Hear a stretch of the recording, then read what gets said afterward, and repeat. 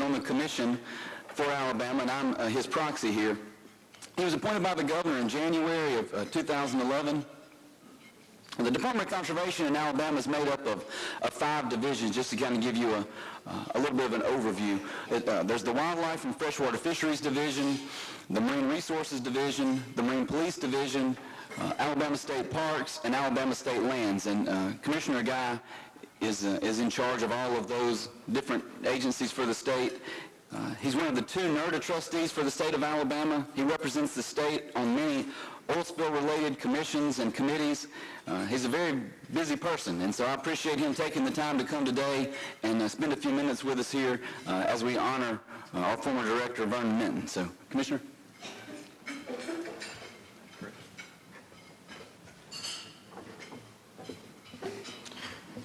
Thank you, Chris. I appreciate those introductory comments, and I'm sure that this commission is better off with you as my proxy than me. I want to welcome everybody here to our fine state of Alabama, and I don't know how many times you've been here, but the beautiful and historic Grand Hotel here at Point Clear that's owned by the Retirement Systems of Alabama. If you are a employee of the state or retired from the state, I'm sure we appreciate your business here and love for you to come back sometime. It's a great place, as you know, to come and recreate, golf, fish, and we have a lot of that here, and we're very proud of it, as I'm sure each of y'all are in your respective states. And speaking of golf, I want to take just a minute away from my comments here to talk about the golf tournament that we had the other day. I was privileged to be able to participate in the golf tournament. I understand it's an annual event, and Chris asked me to play. I pulled out my old clubs and dusted them off, and we got to play some golf, and we had a really good time. Ralph Hody, where's Ralph? Ralph was on my team, and I got to meet Ralph, and after we got through, Ralph lost a few golf balls, and I was concerned about whether he was going to run out before we got to the end, but I was informed that, it's kind of something that happens to him quite a bit, so Ralph, I felt badly about all the golf balls you lost, and I did find a sleeve of balls around the office there, and I want to present them to you. I thought I'd kind of make up for all those we lost. It might have been some of my fault or Chris's fault that you hit some. And I put an R on there too, so if anybody plays with you again and they see that R on there, they know it belongs to you. So I want you to have some golf balls. Come on up there, Ralph.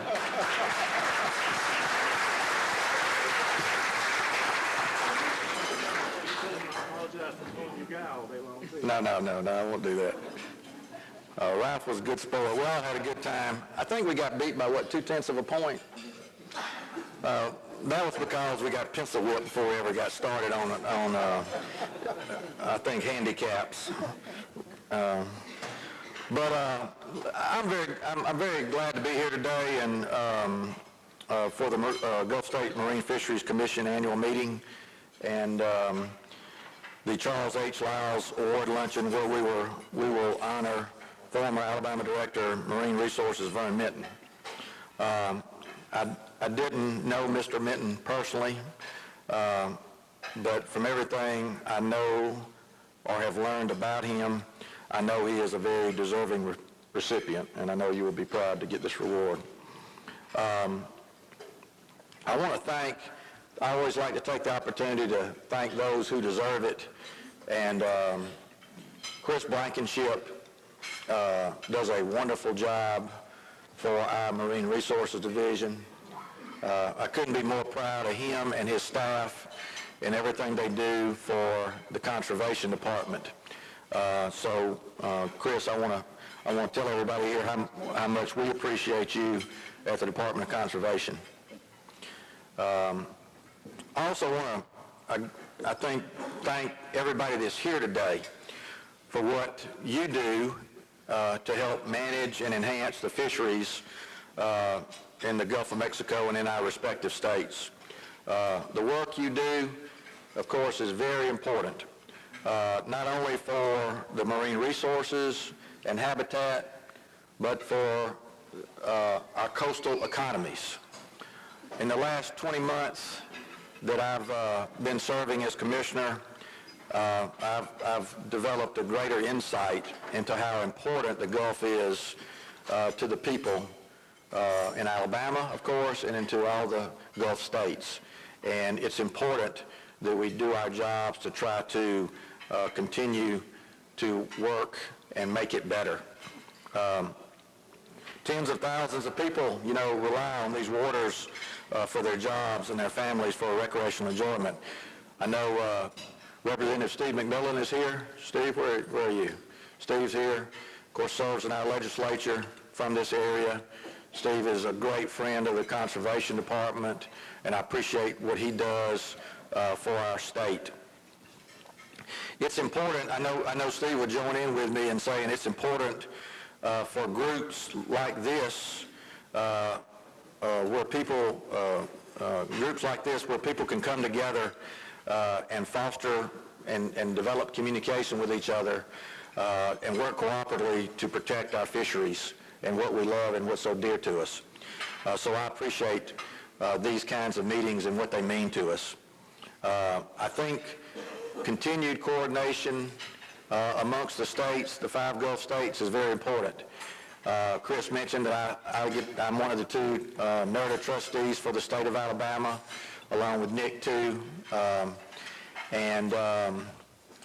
I've learned a lot in the last, as I said, in the last 20 months about the Gulf. I see my good friend Mike from Mississippi over here shaking his head. He works with me on the NERDA Council. And we've been trying to do a lot of work through NERDA. And I think we're going to get some good work done through NERDA. And I think eventually, whether through settlement or otherwise, this BP oil spill litigation will come to an end someday. And when it does, the important work will be ahead of us.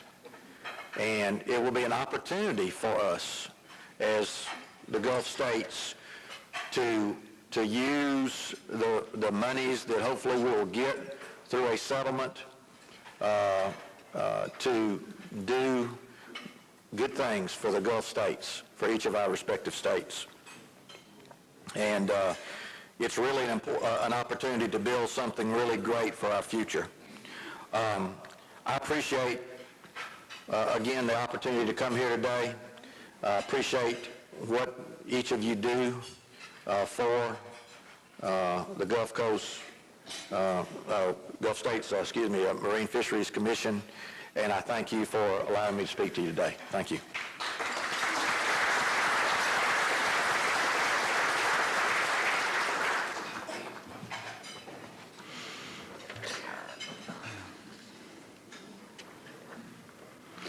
So the Charles H. Lyles Award is the biggest honor, I guess, that's given by the Gulf States Marine Fisheries Commission every year. And this year, we're going to recognize Vernon Minton, who was the director from Alabama. All of you have a program that has his picture on there. Some other snapshots or pictures of him and his family, him doing the things that he loves, fishing, and but I know that he touched all of you that knew him in a certain way, and anytime that we have this award, I always enjoy hearing from the people that worked with him and related to him, to whoever the recipient is, their impressions are something that they would like to say. So if we have I'll take the microphone, I guess, and see if I can get somebody to pass it around. And if you have something you'd like to say about Vernon and a story you'd like to relate, we'll go ahead and do that before we make the formal presentation. So, sure.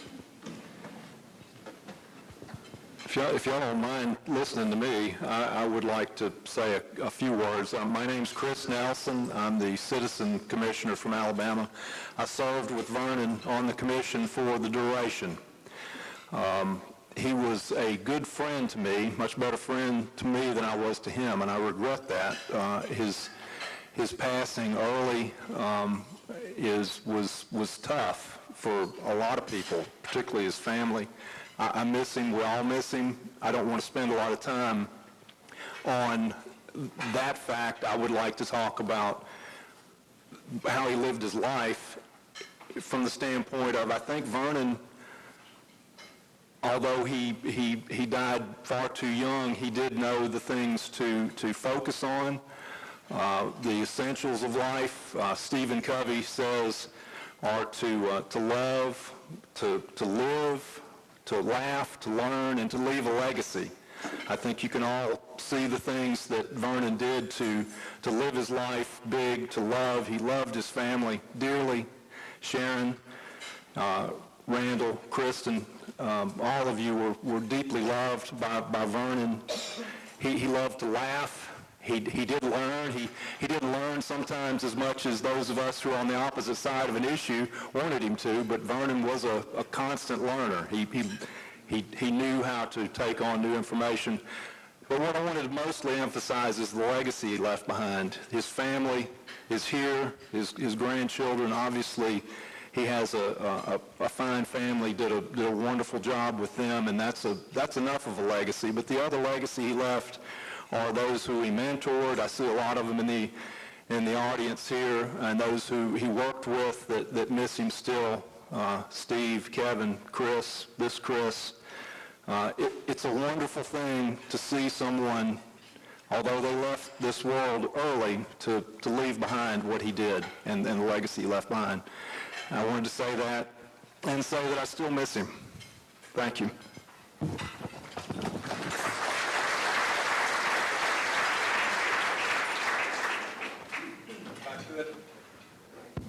If I could, I want to have one story in it. It involves my wife, and I'm going to get to it in just a minute. But I spent a lot of time with Vernon and all the state directors, and we had a meeting one time in a Louisiana outpost. It was the alligator. What's the name of that place? Was it Rockefeller? The one right there? Anyway, we stayed in their facility, which was, just a working facility. But anyway, so we cooked our meals together and all that kind of stuff. And I got up one morning. I'm a morning person. And I was cooking eggs and so forth. Of course, y'all all know Vernon. Vernon knew how to do everything, Anyway, I fixed the eggs, and boy, he really liked them. He said, "Man, these are great." And he said, how'd you fix them?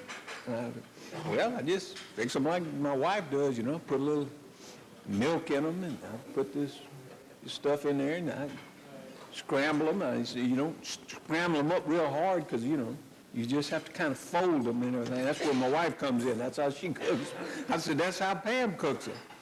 And he was real impressed with those eggs. I still remember that day. So I just want to say that story about Vernon.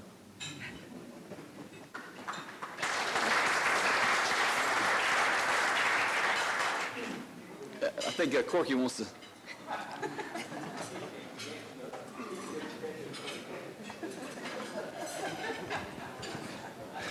I'm going to have to put the cuffs back on you if you don't straighten up.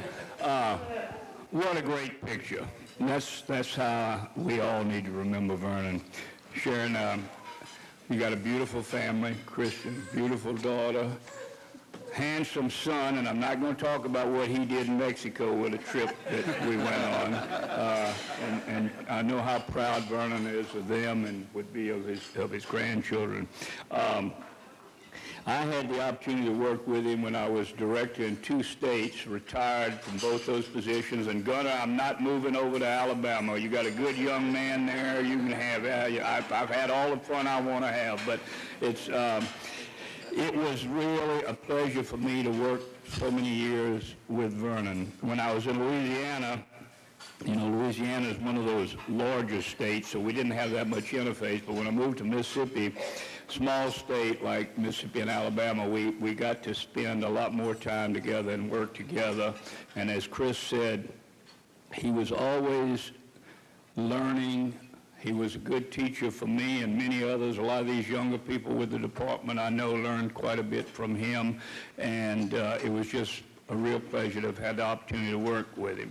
Now, one story, I knew Vernon had played basketball at Michigan State. I didn't know if he was a scrub or if he ever got in a game, but we were at a Gulf States meeting in South Florida, and at a hotel where there were a lot of other people there, and these very, very attractive two young ladies were looking for somebody. They weren't at our meeting, and I happened to be on the edge of the crowd, and they came up to me, do I know so-and-so? Well, a person was from Alabama, so I saw Vernon, who's taller than most, and Vernon, come over here. And of course, he saw me with these two beautiful young ladies. You know, what's an old man like that? You know. So anyway, he comes over, Vernon, do you know so-and-so? And he did not, but we got to talking. These two gals were from up north, and they were students. They just graduated from Michigan State. And I said, well, this guy told me he played basketball for Michigan State.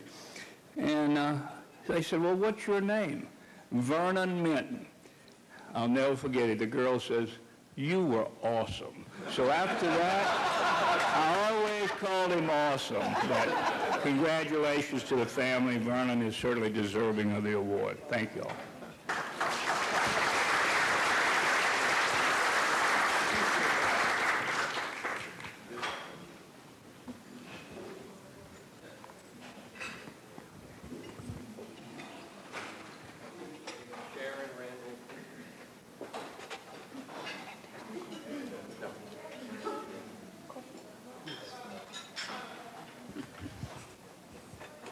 Is it on now? Okay, thank you.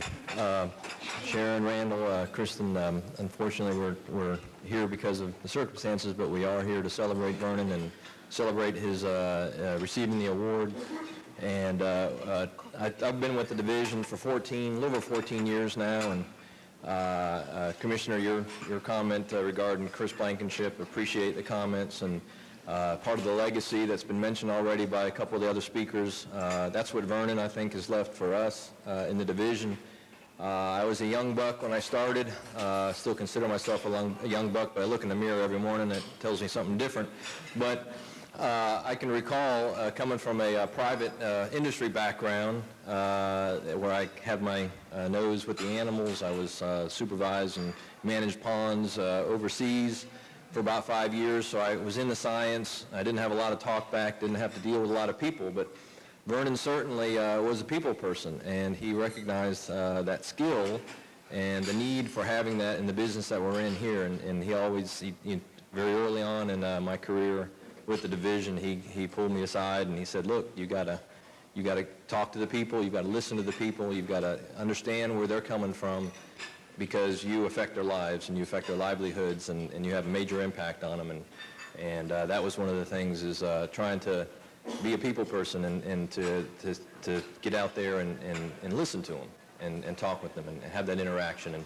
And I think that's helped us be better at our jobs and to be more in tune with what it is that we're trying to do, and the mission that we're trying to accomplish is to make things better for the people. And I see that as a legacy for me, myself personally, and for others here that had a chance to work with Vernon.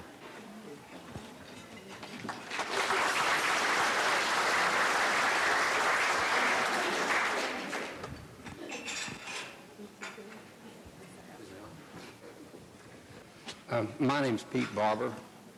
I'm the president of the Alabama Seafood Association. Sharon, Kirsten, Randall. Vernon was my friend, and I have a richer life because of it.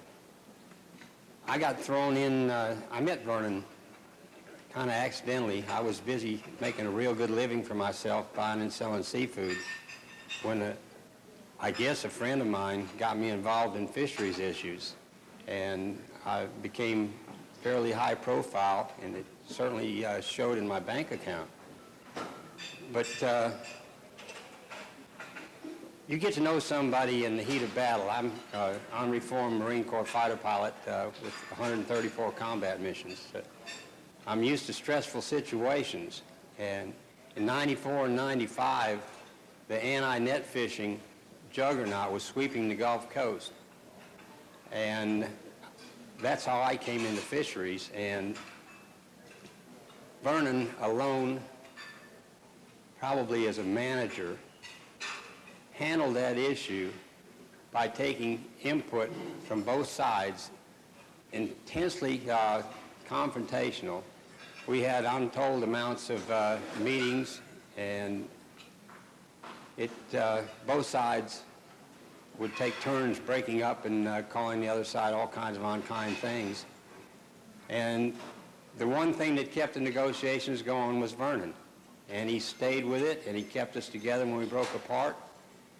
And I'll never forget the night before the meeting, the Conservation Advisory Board meeting, where they were going to ratify everything we had agreed to. There were 2 points, and I'll tell you how important they are because I can't remember them. But Vernon called me up, and sometimes for a large man with such a commanding presence, he gets an almost like a schoolboy, not a begging, but begging will work. But Pete, can't you just agree to that? I said, Vernon, we've talked this over and talked this over, and my guys have come as far as they can come. He said, but we've worked so hard and we've done so much. I said, Vernon, I appreciate everything you've done, and I really do. But we're just going to show up tomorrow and see what happens. He called me 3 times that night, and always with the same result. And we showed up the next day. He got me off to the side before we met. And as luck would have it, the commission chairman thought about the same thing, and he sequestered us and the leaders of the recreational fishing group down in the basement. And the nice thing about that was we really outnumbered them bad, so there was an intimidation factor there. But we came up with an agreement that I think is historic, and I think it should have been the groundwork for the way fisheries issues such as this should have been handled. And it served us well for 15 years. And it doesn't happen without today's honoree, Vernon Minton.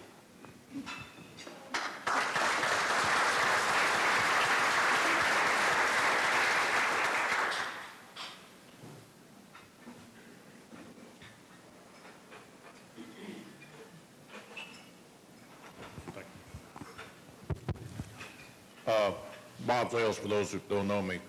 I live in Florida. I was born and raised in Birmingham, so I'm an Alabama native. You know, I'm from Alabama, but I live in Florida. I first met Vernon, I guess, when he first became director here and got on the council.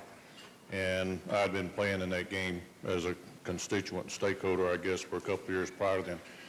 I've known Vernon a long time. And Vernon was a great guy. He really was. Y'all have somebody to really be proud of. The people that I represent, who clearly are not here, I don't know of anybody that I represent in fisheries that had any kind of issue with Vernon. You might not always agree with what Vernon's decision was or what he supported, but Vernon was for the people, and they knew that. One story, when Katrina rolled through, in Panama City, we, a week or so after the storm, we got together and loaded up 2 18-wheelers with supplies and clothes, food and water, and started heading this way. And before we left, because we knew that there were areas we were going to be trying to get to that were going to be difficult to do. So we contacted people with NOAA law enforcement, Bruce Buckton, who was with Florida at the time, because they were running the show over in Mississippi. And in Alabama, I contacted Vernon. And Vernon met us with one of the semis, and we went down into a little area somewhere around Bottle Battery, a little crossroads where a little church was, and where they were taking supplies and whatnot. And we went there and we unloaded about half that truck there. And there was a elderly lady that went into the church and got some of the supplies and came back out It's about all she could hold. I was asking her if she needed any help, and she said no, and I said, well, you know, those are for you. She said, no, I've got a neighbor who can't be here, so I've got these supplies for her. That was typical of Vernon. Vernon drove me around that area that day and talked about all the people that he cared about, everything that he was going to have to do. And that's just typical of the character that Vernon was. The only real flaw that I saw in Vernon, and it's kind of typical where Corky is, was his choice of college football teams. But Vernon couldn't be right all the time. But we miss Vernon, and y'all can be very proud of him. Thank you.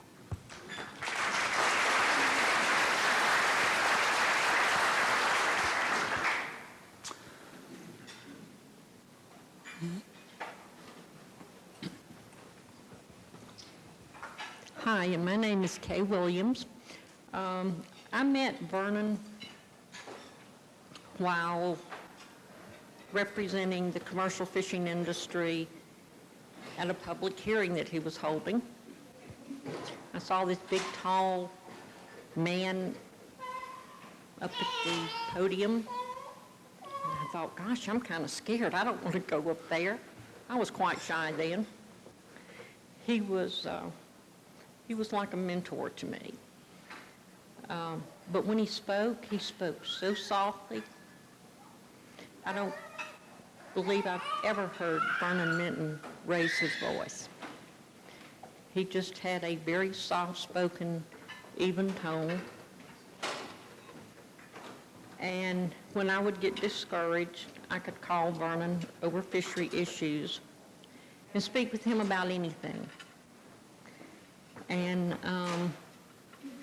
he would tell me that if I believed in something, to go forward with it, put my heart and soul into it, and don't compromise.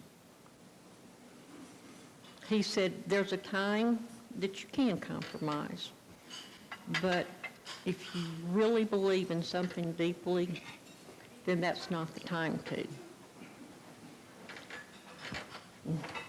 I served on the Fishery Management Council with Vernon, and I would watch him and get tips from him on his different strategies.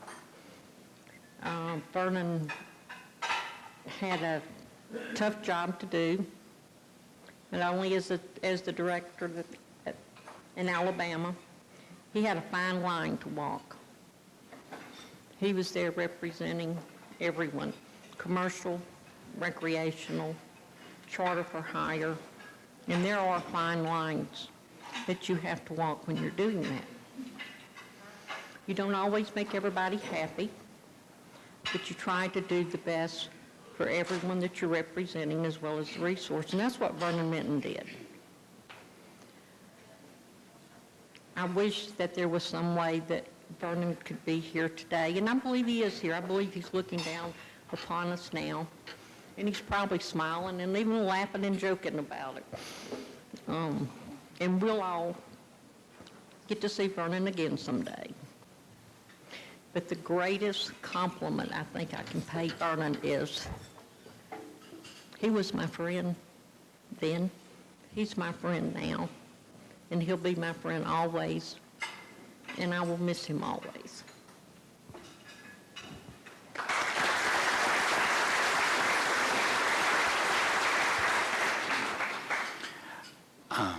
Is there anyone else? I just want to I appreciate all the nice things that people had to say. Sharon, Kristen, Randall, I'm glad that you were able to come and be here to hear all about Vern and how people felt about him. You know, Vern was, people have mentioned, was a very large man in stature and in personality. When I first got hired, they took me in there to introduce me to the director. My first day on the job, and I walked in, and when I walked in, he stood up from behind that desk, and I was like, oh my gosh, I hope I never make him mad, because he is a big guy. But some of the accomplishments that Vern during his careers, he helped implement the saltwater fishing license in Alabama. That was done in the early 90s. He was the director when that happened, and right about that time. That provides a lot of our funding here in Alabama. I don't know how we ever did anything without before we had a saltwater fishing license here. He worked with the commercial and recreational fishing groups to forge a management system that was amenable to both groups, but at the same time protected the resource. As Kay said, I have learned in this job that is a very delicate way to handle it with different groups that have different ideas, but looking out for the resource is the most important, and Vernon did an excellent job with that. He served on the Gulf Council for over 20 years with a passion for red snapper and reef fish management.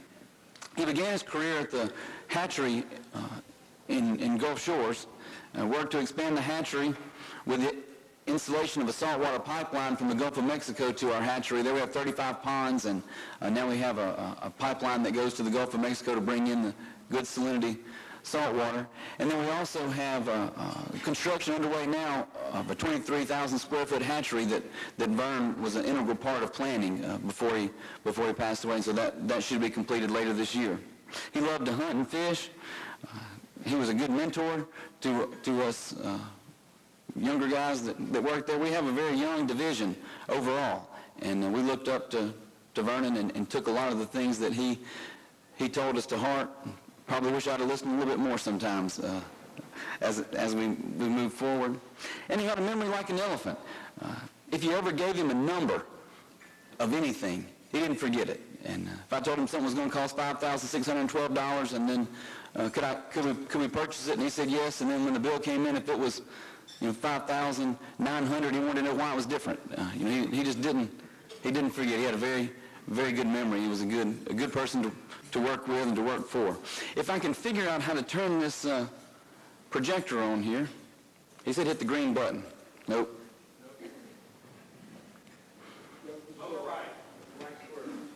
Oh, there we go. We have, that's a good photo of Vernon. We work with the Orange Beach Fishing Association and the Camp Rappahoe to take some children that have cancer or cancer survivors fishing every year. And Vernon, I don't think he ever missed a trip. He enjoyed that, enjoyed taking. That's one of the kids from those groups. So, but we're here today. I will read the formal, presentation out of the book in a minute, but I do want to take this opportunity. We have 2 new artificial reef zones in Alabama, and those zones are going to be named the R. Vernon Minton East and R. Vernon Minton West artificial reef zones. Just to talk a little bit about the program in Alabama and Vernon's accomplishments and why we thought that this was the right thing to do to name these zones after him. So his most tangible, enduring accomplishment was the expansion of Alabama's artificial reef program. We have the largest artificial reef program in the country here in Alabama. We have over 20,000 reefs in our 1,200 square mile reef zone. Our offshore reefs include World War II Liberty ships, military tanks, approximately 1,000 pyramids that we placed in conjunction with the Orange Beach Fishing Association from the World Championship Red Snapper Tournament. We have bridge spans, bridge rubble, pipes, barges, dry docks, oil and gas rigs, voting machines, and much more. And Vern was... I can go on if you'd like, but I know everybody has a meeting. But we really do have a great program, and Vern was really the person behind us pushing forward with that in Alabama. The reef program has made Orange Beach the red snapper capital of the world. And we're known for the red snapper fishery we have here off the coast of Alabama. Under Vern's leadership, we also created and expanded the inshore artificial reefs as well. We now have 27 inshore reefs with more planned for 2013 and in future years. And then we have these 2 new reef zones in the Gulf of Mexico in Alabama state water. So they're in the Gulf, but they're less than 3 miles offshore. I say all this about artificial reefs to use this occasion to announce that we are naming these 2 new reef zones the R. Vernon Minton Reef Zone East and West. And they're just outside the mouth of Perdido Pass, where these reef zones are located. And we included one of these slides This is a side scan sonar of the bottom. And do you see anything on there? No. We have a sandy, featureless bottom off the coast of Alabama, so without an artificial reef program to create habitat, this is what all the Gulf off Alabama used to look like, and that's what the zones look like now. In the next few months, they will have material placed there and start to provide habitat and produce fish. So just wanted to know that his name will live on with those reef zones, just like the other ones that we have out there. So here is, I guess I'll read the award, and then we'll step over and everybody can go back to meeting and all the other great fun stuff we were doing today. It is with great pleasure that the Gulf States Marine Fisheries Commission presents this year's Charles H. Lyles Award to R. Vernon Minton. However, it is with a heavy heart that this award will be given posthumously. Vernon passed after a lengthy illness at the age of 61 on December the 27th, 2010. He is survived by his wife of 30 years, Sharon, his daughter, Kristen, and son, Randall. In 1972, Vernon received a Bachelor of Science in Fisheries Biology from Michigan State University. Upon graduation, he served in the United States Peace Corps in the Philippines, and he rose from a Peace Corps fisheries volunteer to a training project leader. In 1976, he moved to Auburn, Alabama, and completed his master's degree in fisheries management from Auburn University in 1978. In October of 1978, he accepted a position as a biologist 2 with the Marine Resources Division of the Alabama Department of Conservation and Natural Resources. Over the next 32 years, he moved up through the ranks to become director of the Marine Resources Division in 1990. He served as director for 20 years. Over his 32-year career with the division, he was known for many things, some of which we mentioned here today. He was viewed as an expert in striped bass capture and propagation. He developed a new electroshock technique to collect broodstock that worked much more efficiently in brackish water. He designed and supervised the construction of the fish larval hatching section of the Claude Petit Mariculture Center and designed a streamlined larval fish feeding system. He was instrumental in the development of techniques for spawning red snapper using hormone injections, identification of food sources for larval red snapper, and creating techniques to raise those foods. He worked closely with recreational and commercial fishermen to increase the size and complexity of Alabama's artificial reef system, both inshore and offshore. The increased habitat provides fishermen increased opportunities to enjoy the resource. He was instrumental in the establishment of a saltwater fishing license for Alabama, and he strongly encouraged the modernization and expansion of the enforcement section with the latest equipment and training.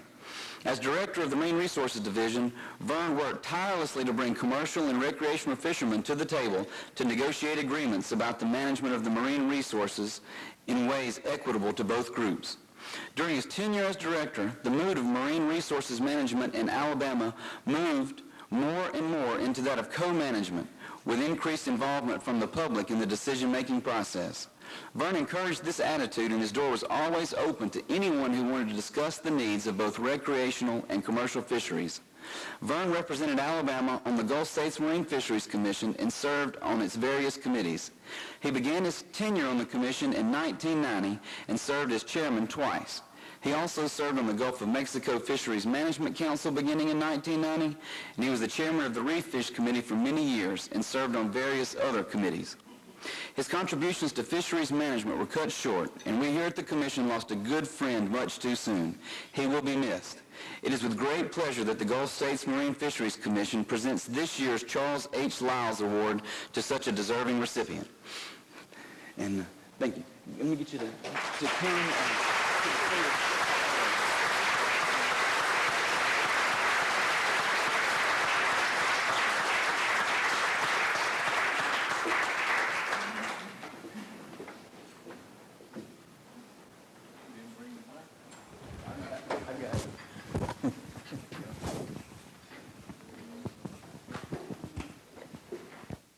Chris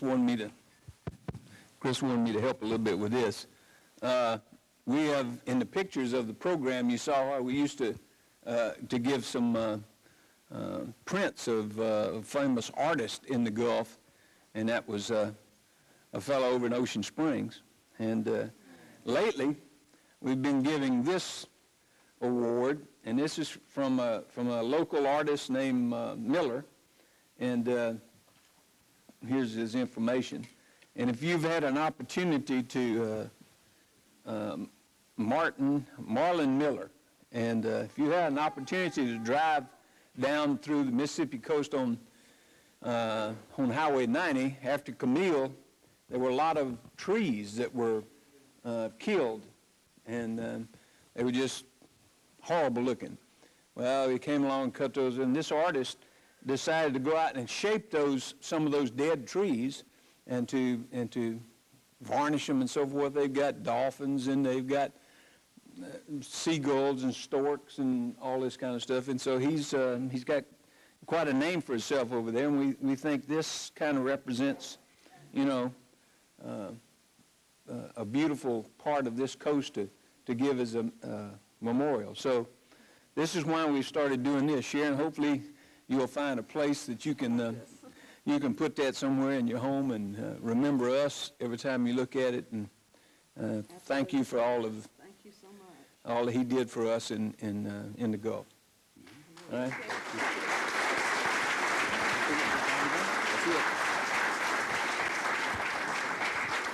All right, thank you very much. Enjoy the rest of your day. Mention one other thing. We're having this film and all the skills and everything. We're going to get all that to you. So don't worry. There'll be a remembrance of all of this. Okay. All right. Take care.